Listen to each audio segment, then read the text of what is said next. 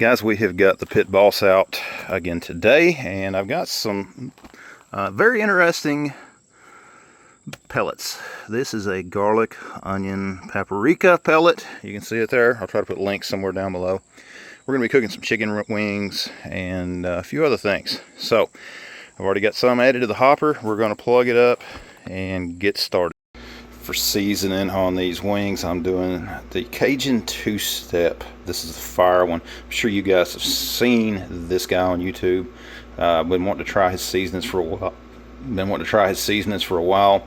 And I think that this is going to be great. I've got two different batches. I'm going to do one that's going to be hot and then some that are not going to be as hot. All right, guys, we're going to check on those chicken wings, see how they're doing.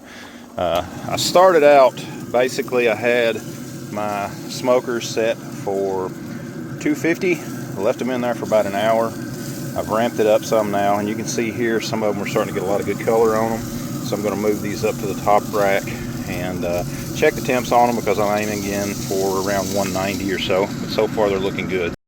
Here's the first batch of them, guys. They have hit the internal temperature that I'm looking for.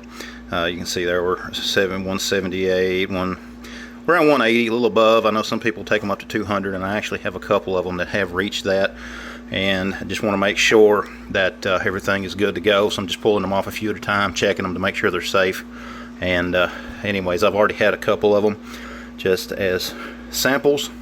You can see that one there, right at over 190. And trust me, they are delicious.